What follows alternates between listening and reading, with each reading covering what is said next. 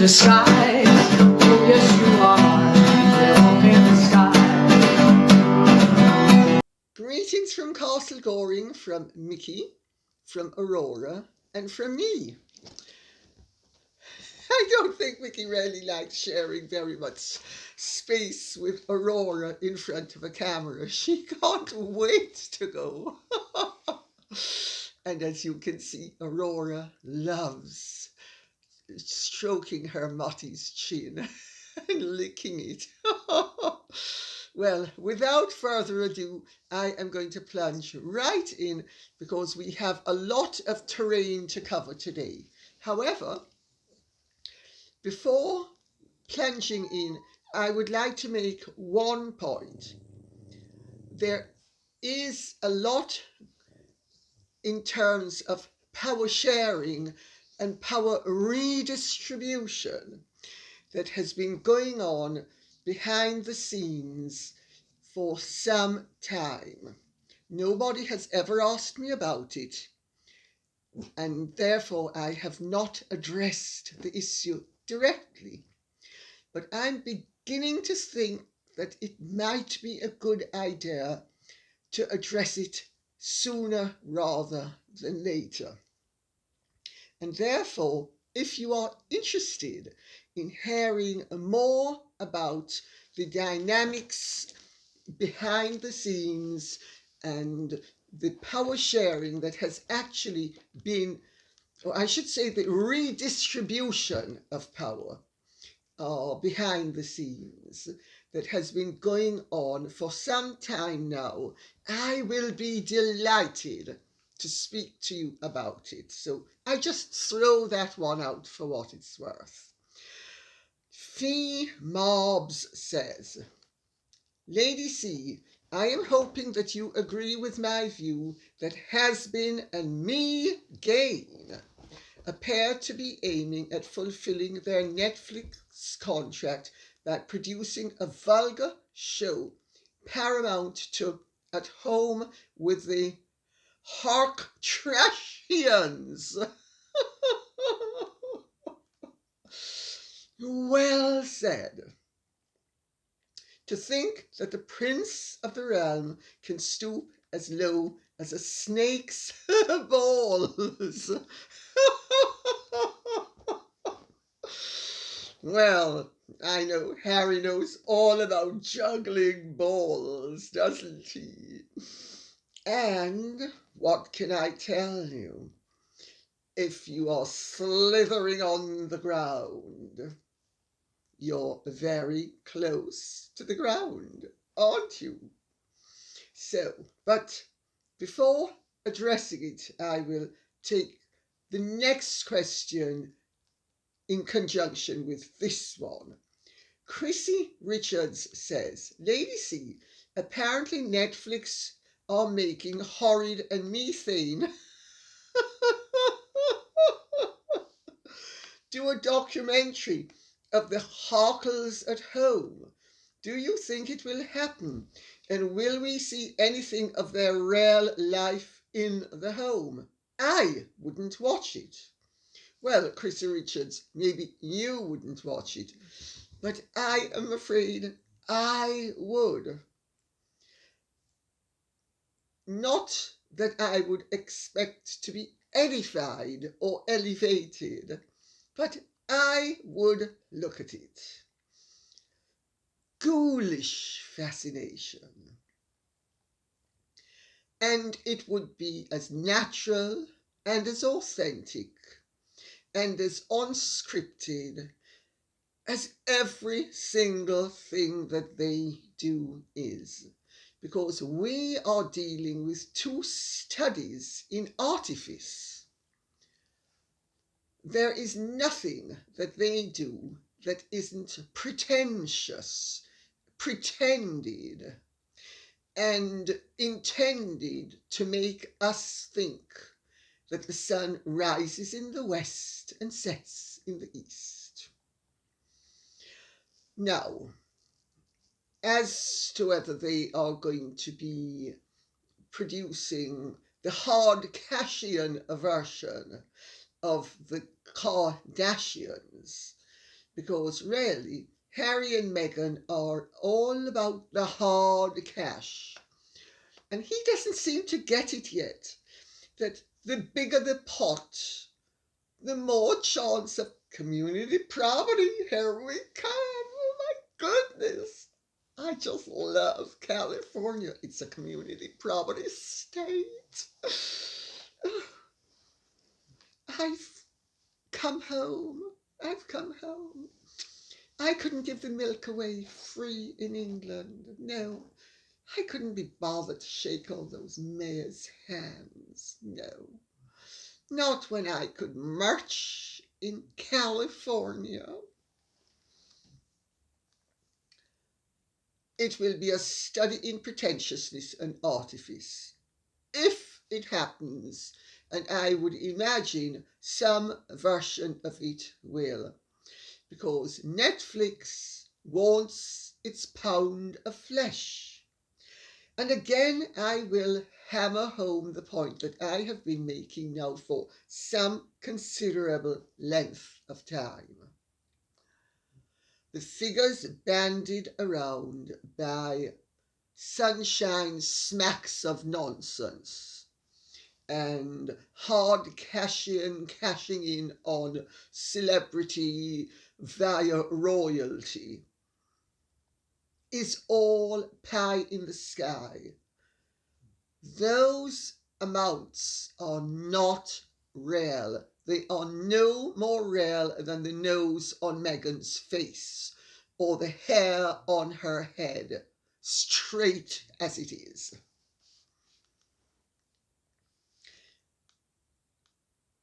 Tulam Borden says, just when you think these two cannot stoop any lower, a reality show, how debasing. And do I agree? Well, I wouldn't condescend to a reality show. Let me put it that way. And I'm certainly nowhere near as well off as the Sussexes. But then again, when George Bernard Shaw was speaking to the Duchess, he wasn't speaking to me. We don't haggle over my price. They haggle over their price.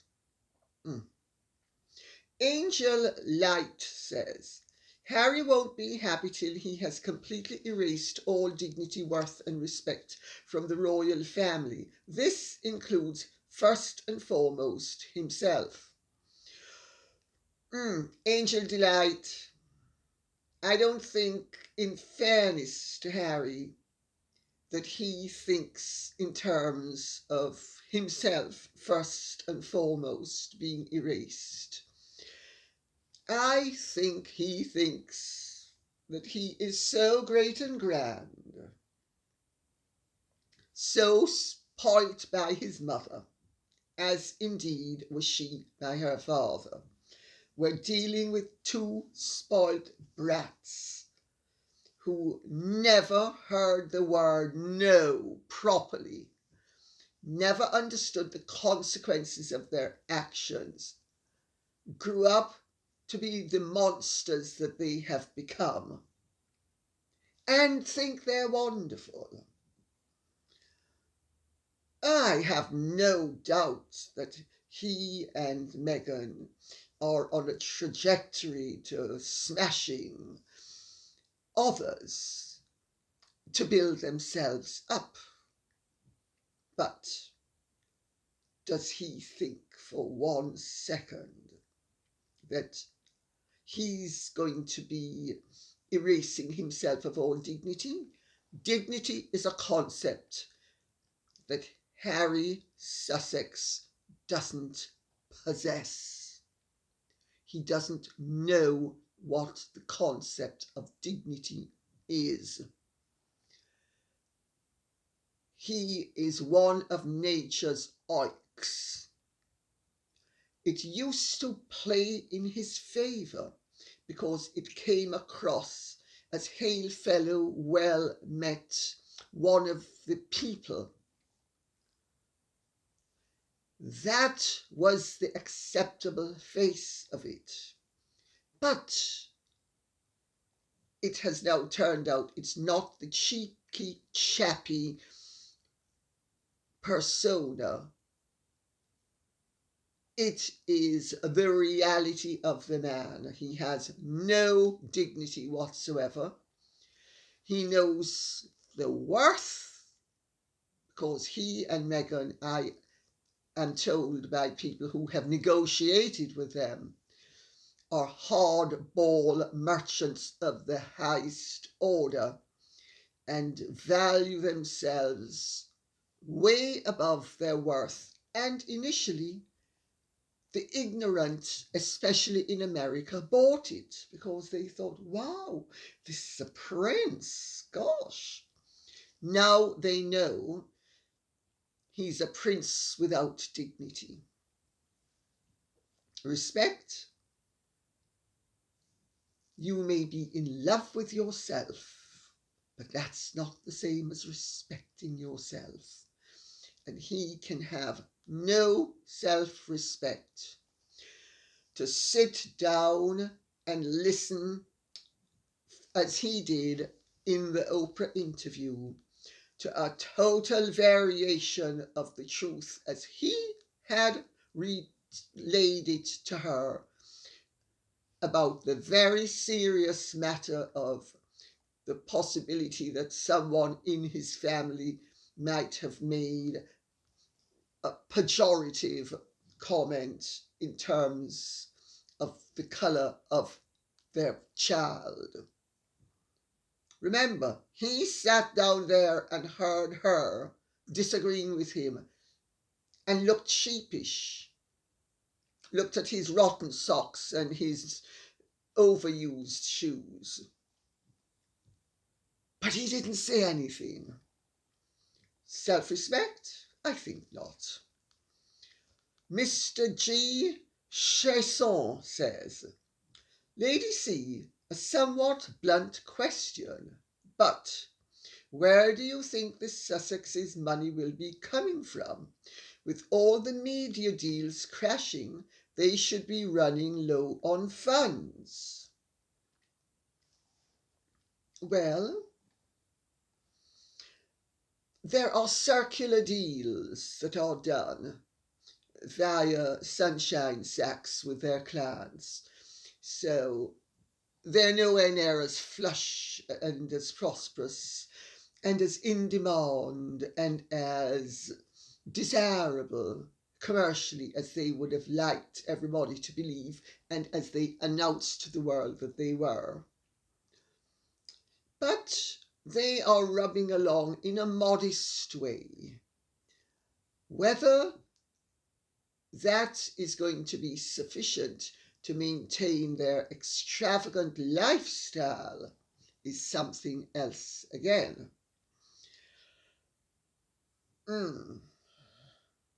Where's the money going to be coming from? More hustling, more selling out of self and dignity and family and everybody else. Because remember, when they're trashing everybody, they're selling themselves out as well.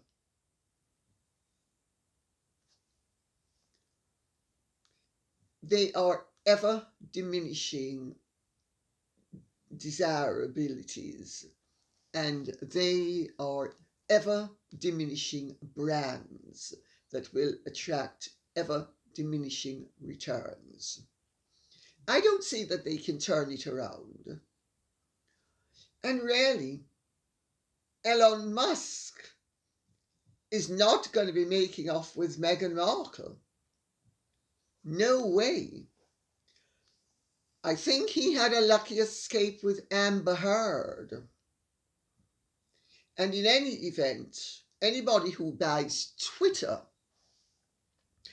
so that he can preserve freedom of speech is hardly going to want to end up funding on a yacht the woman who, in her every way, shape and form, believes that everybody should be muzzled but her. The only person who should have a voice is her.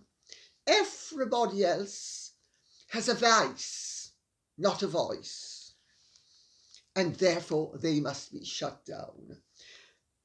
Bill Gates, I think he prefers them rather younger, if my understanding is not misplaced.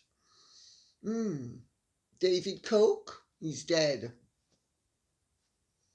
I think we're running out of mega billionaires. Oh dear. Maybe she's going to have to do a Princess Michael of Kent, and having made her bed, lie in it. Oh dear, poor thing. Maybe she'll do as Princess Michael does and surround herself with the panoply of royalty, even down to having grand royal encrusted objects as she has her breakfast and being mischievous and telling tales out of school. But that would be the desired effect, either that or divorce. Lydia Berlow or Berlot, I'm not sure which one it is, because the Lydia is spelt in the Slavic way, so I'm not quite sure how her name is pronounced, says, is there a risk that Harry and Megpie might go bankrupt? If all their commercial endeavours fail, how will they make a living? I do hope Prince Charles won't have to fork out to keep them afloat in Montecito. Well, I am pretty sure that they're not going to go bankrupt because the royal family wouldn't allow them to go bankrupt. Bankruptcy is an official state of being, but going broke, that's another matter altogether. Short on the coppers, as in pence, not as in police. I think they're already scraping along with rather fewer farthings than they would like. At least that's my understanding. Notwithstanding all the high-flown nonsense about 150 million here, 120 million there, 80 million elsewhere, then they're hustling like small-time Johns on a street corner. I mean, doesn't add up, does it? Of course Prince Charles will rescue them, but there would be strings attached. So far, Meghan has proven to be ungovernable, uncontrollable, unmanageable. It's been so far impossible to rein her in. Let's see, maybe penury will do the trick where everything else has failed. Diana Smith says, Dear Lady C, with Harry and Meghan's commercial endeavours falling apart, how long do you think it's going to be before they come back to the UK with their tail between their legs? Oh, wouldn't that be a pretty sight?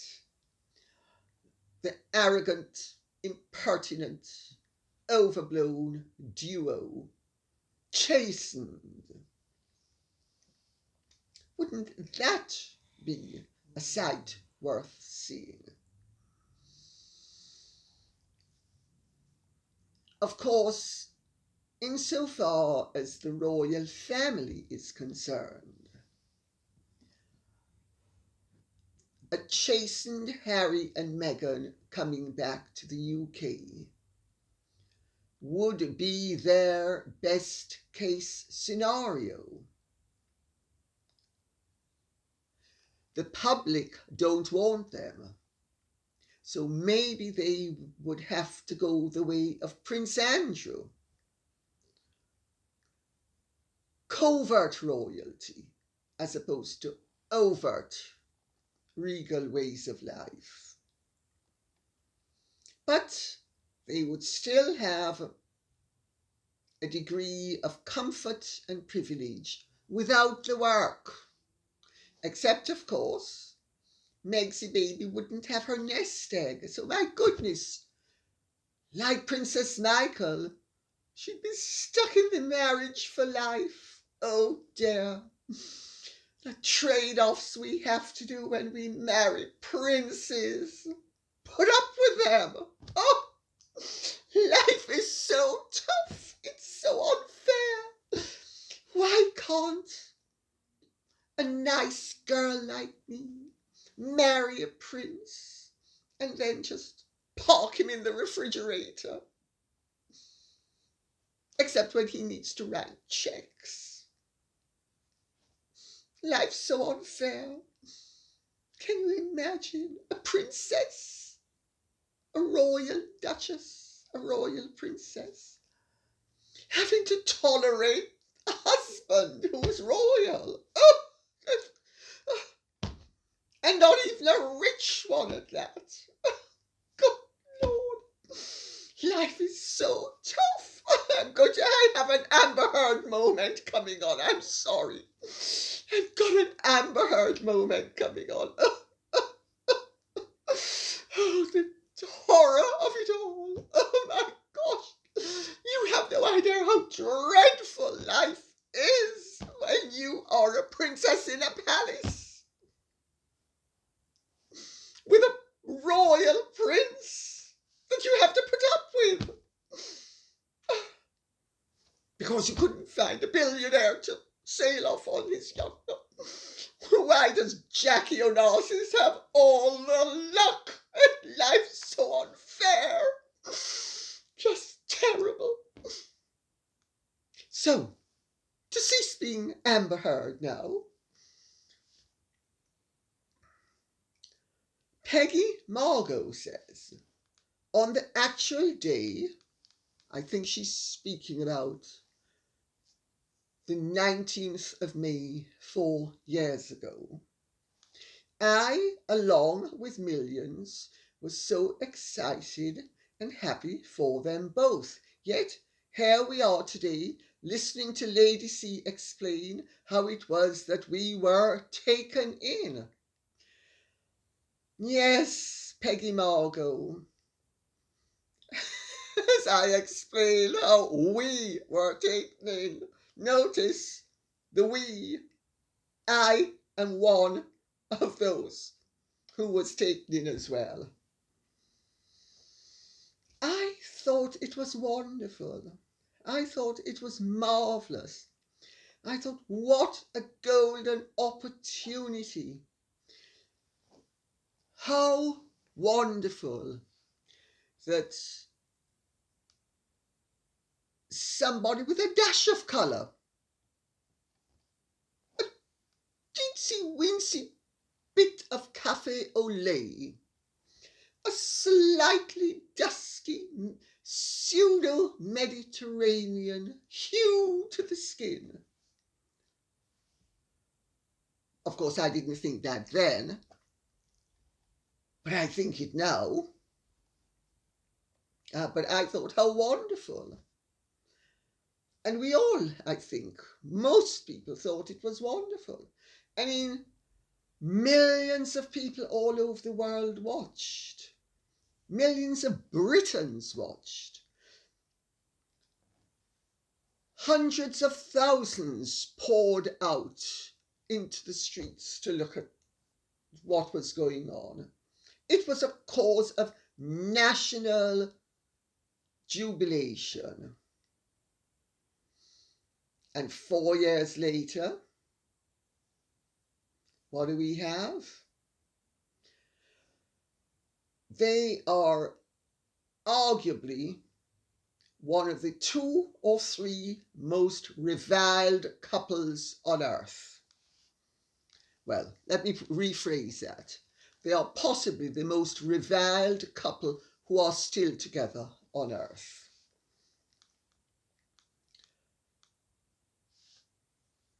What happened? We got wise. We saw through the act. Meghan exposed her hand. Very bad poker player. When you're playing poker, sweetie pie, Megsy baby, you don't flick open your hand and say, my hand's better than everybody else's. No, I'm a winner. You suckers are going to have to pay me good money for my hand. No, Megsy baby, that's not how life works. In a poker game as in life, if you give your game away too effectively and people don't like what's in your hand, they're not going to play with you. Who's the sucker now, sweetheart? Think about it.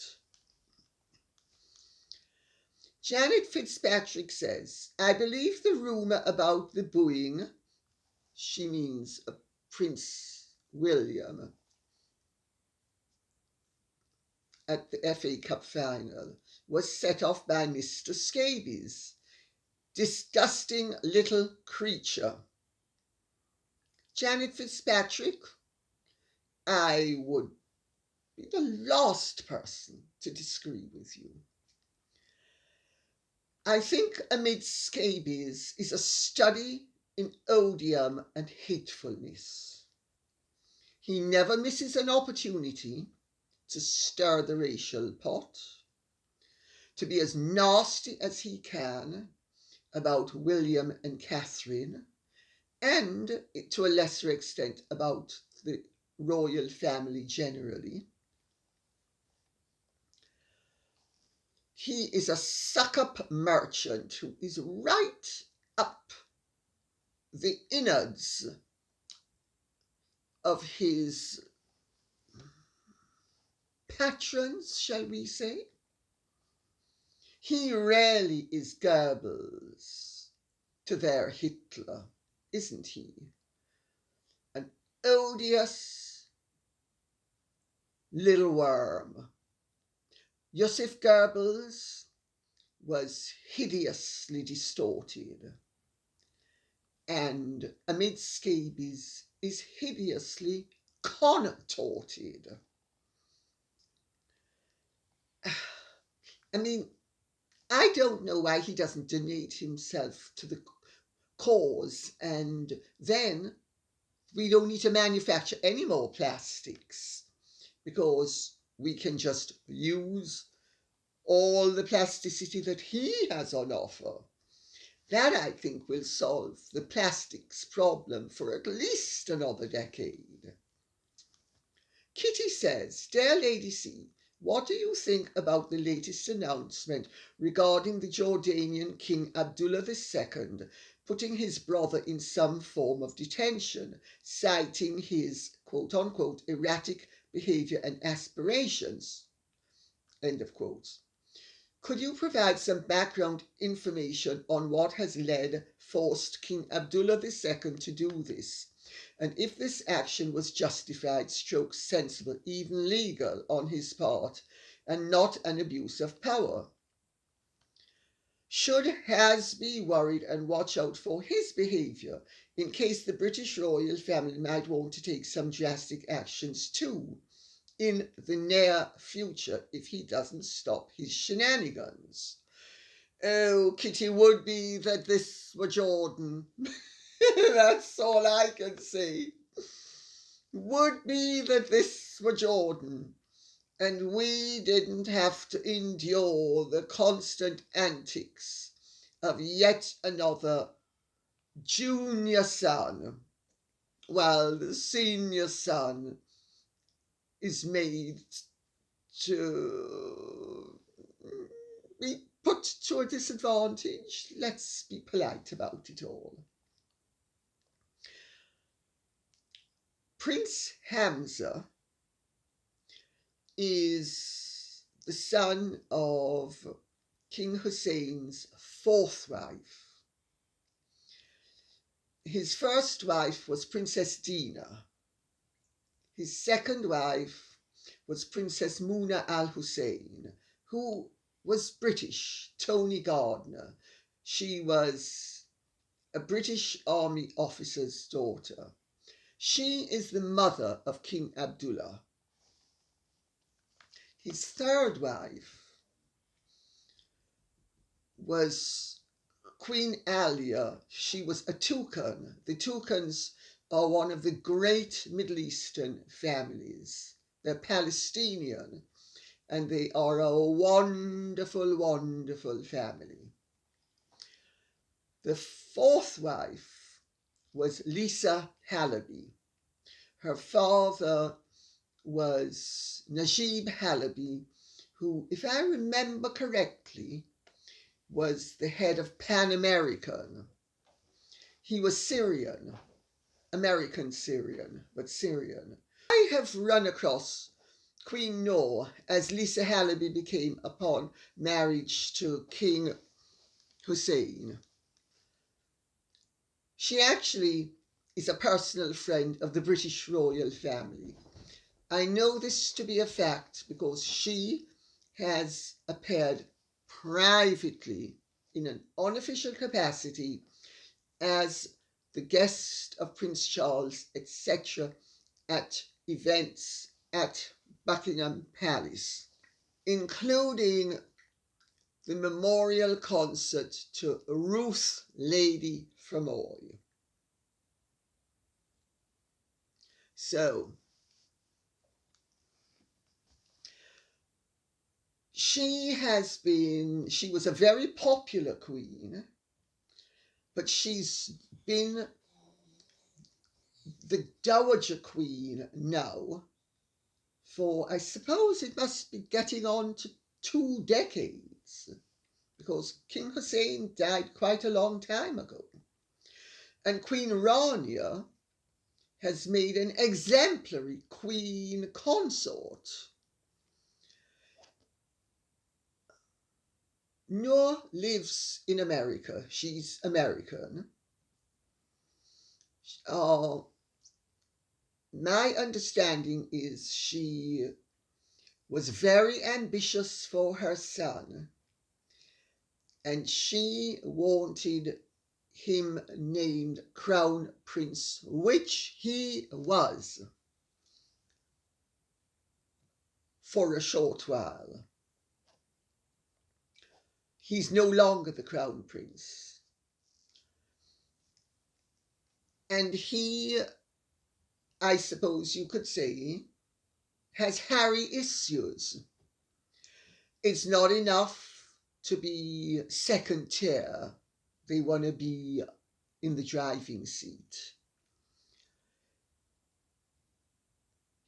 Jordan is basically a stable country in an unstable world.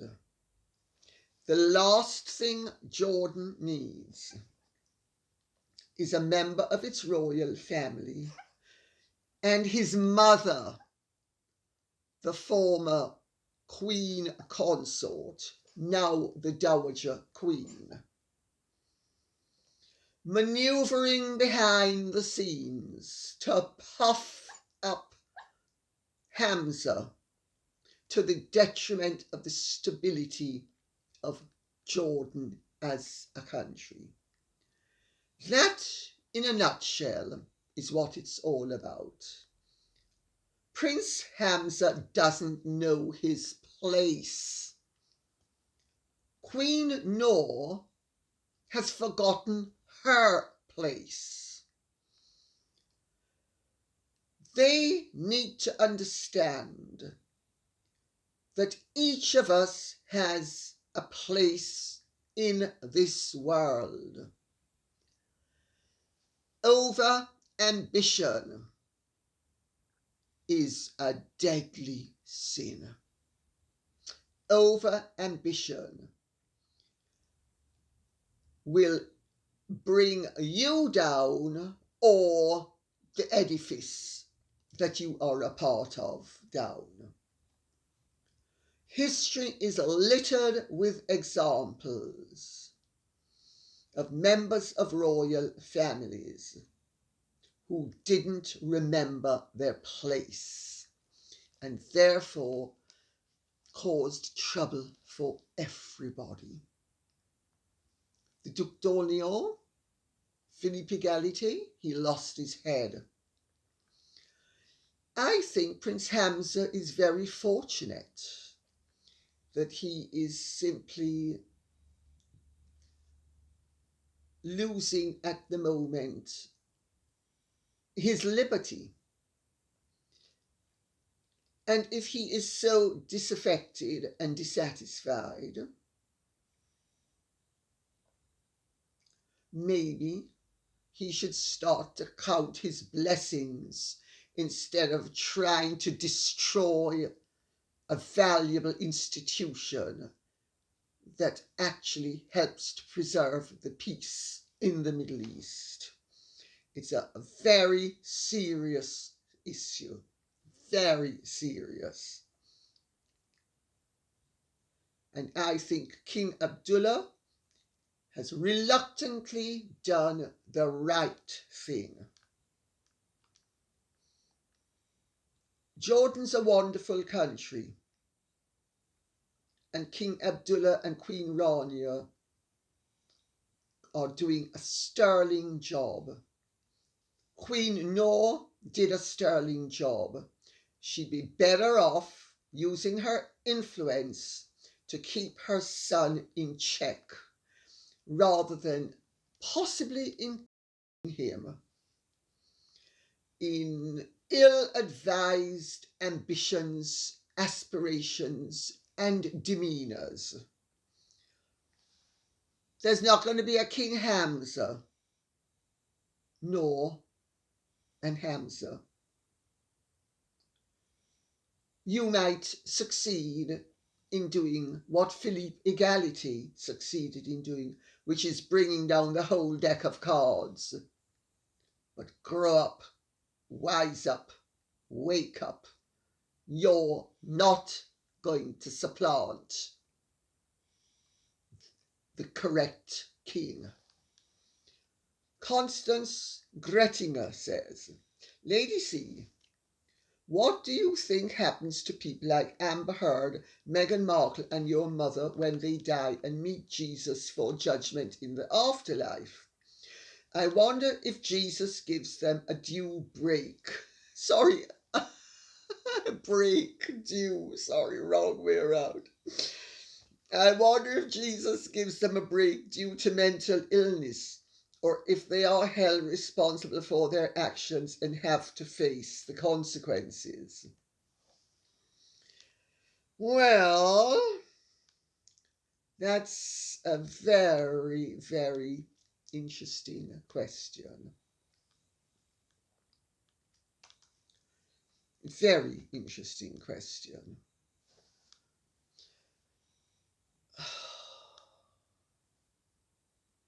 I mean, you have touched upon the really big issues in life, which have concerned people for millennia. Philosophers, thinkers, prophets, anybody who wants to know about the true purpose of life, what happens about the concept of sin, the concept of forgiveness. I cannot answer that question in a facile way, because I actually believe that all religions are man's pathetic attempt, inadequate attempt, to try to understand that which he cannot understand. Because the human being is like a grain of sand. each of us is so insignificant despite being unique in terms of the beach of life, that we will never be able to answer these questions, but that doesn't mean we shouldn't try to understand them and try to come to some conclusion. My own present belief is that we are eternally stuck with what we are. I could be wrong. I really don't know. I don't know what Jesus, I'm not putting myself in Jesus's shoes, but what I will say is my mother believed very strongly in God. And those of you who have read Daughter of Narcissus will know what I'm referring to, but those of you who haven't won't. My mother did something so awful to my sisters and to me. And I screamed down the phone at her. I said to her, you're going to be dead soon. I said, and you need to consider not only that what you're doing, I said, you're nothing but a common thief. Is actually what I said. I said, and you need to consider that you're going to be dead soon. And when you're dead, you're going to have to face not only your maker, but daddy and blah, blah, blah. And I mentioned my aunt, mummy's parents, everybody she cared about, hopefully, in quotes. I said, and how are you going to explain to them that you stole money from your own children? Now you tell me, how are you going to do that? That actually made the breakthrough with her. She climbed down afterwards. Well, not totally. She still pocketed the lion's share of the money. But it doesn't alter the fact that she at least coughed up some to my sisters and to me. So she certainly feared what would happen when she was dead. Otherwise, she wouldn't have coughed up any. She clearly didn't fear that much, otherwise she'd have coughed up everything. But more than that I can't say. And I think on that note I will say thank you very much for listening. I hope this has been of some interest to you. If it has, please like, share, subscribe, press the notification bell, and remember, please keep the questions coming in. This cannot be done without you. God bless and goodbye.